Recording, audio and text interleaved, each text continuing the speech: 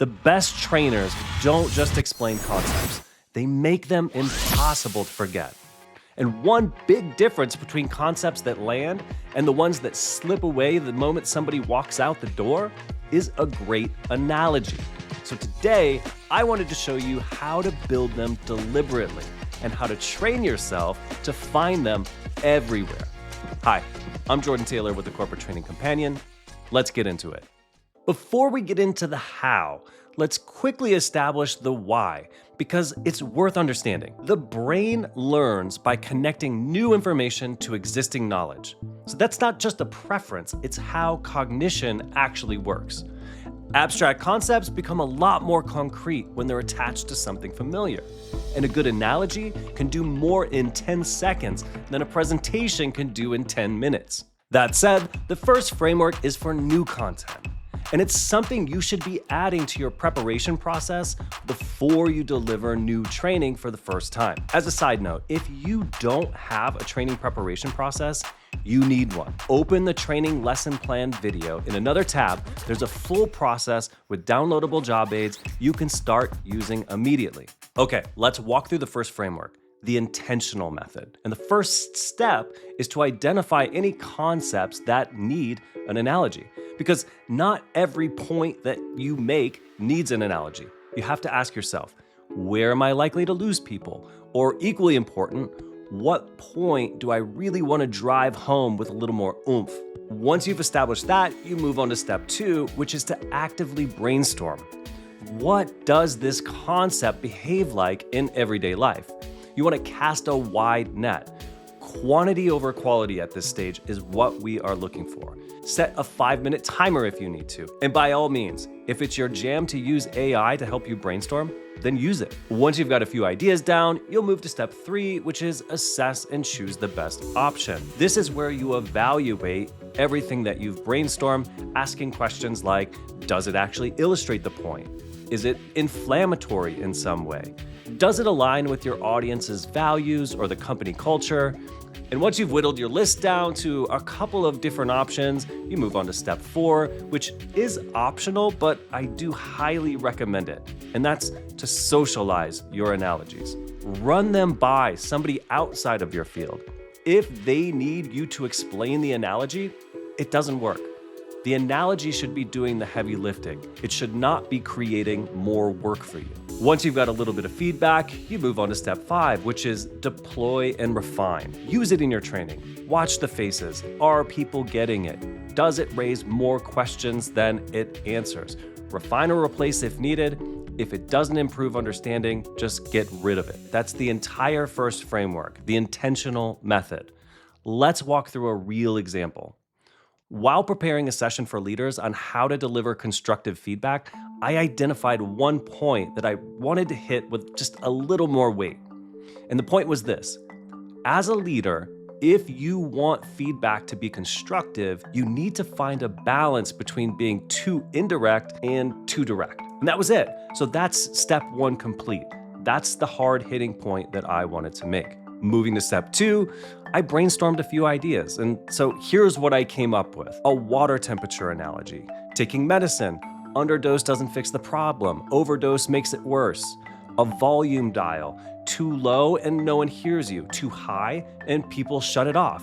Seasoning food, undersalted is bland, oversalted ruins the dish. These are some of the ideas that I came up with. Once I'd gotten my list together, I move on to step 3. I assess them quickly. The water temperature one is solid. The medicine analogy could be inflammatory, so that one gets cut. The volume dial is a little less aggressive than the water temp, but it illustrates the same point. Seasoning food doesn't quite hit the mark for me, so I'm left with 2, water temp and the volume dial. In this particular case, I actually did step 4 and I did socialize it because I was meeting with a friend and he asked me what I'd been up to. So I told him I had a leadership training coming up on delivering constructive feedback and that one of the key takeaways was finding the right balance between being too direct and too indirect when giving constructive feedback. Like tuning a volume dial, too low and no one hears you and too high and it gets shut down. He said, "Was that your analogy?" I said, "Yeah." He said, "What else you got?" So maybe I didn't quite hit the mark. I gave him the water temperature one as well. He liked that one better, so going forward in class, I went with that, which is exactly why you socialize before you move on to step 5. Getting into step 5, the first delivery, I used the water temperature analogy. The second time, I used both, the water temp and the volume dial, and what I found was the combination of the two tended to work best. So just play with them, have fun. The great thing about a quick analogy is it's just that.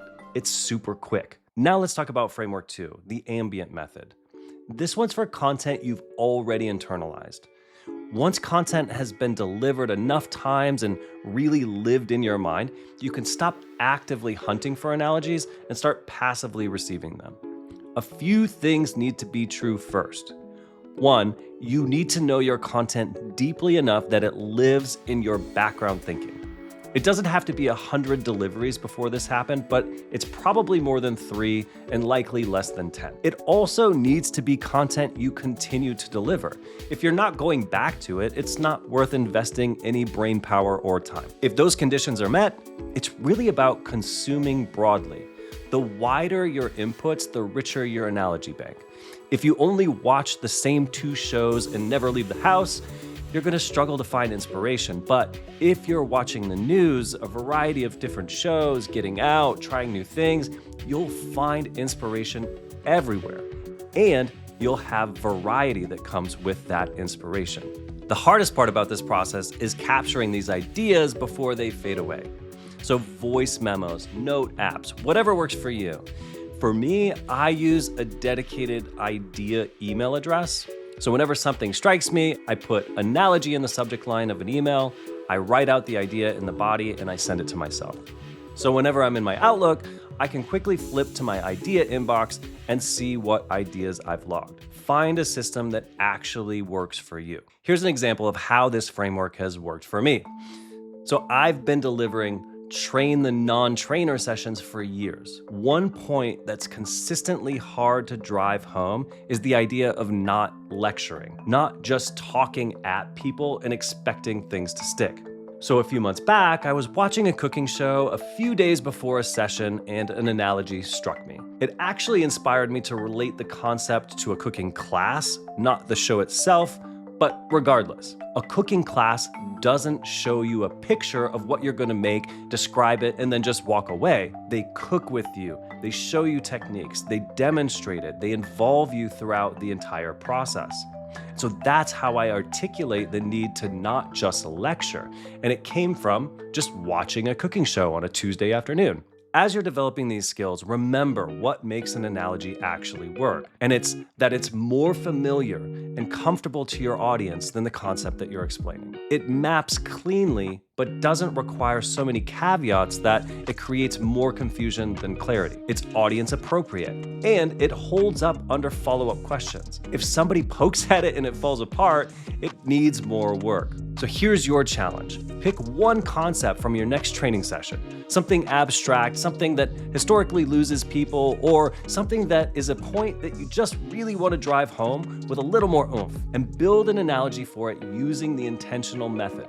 Before you deliver it, drop it in the comments, tell me the concept, tell me the analogy. And remember, career development can't be entrusted to people who themselves aren't being developed. So keep building your skills. If this was helpful, hit that like button so others can find it as well, and subscribe so you don't miss what's coming next. I'm Jordan Taylor with the Corporate Training Companion.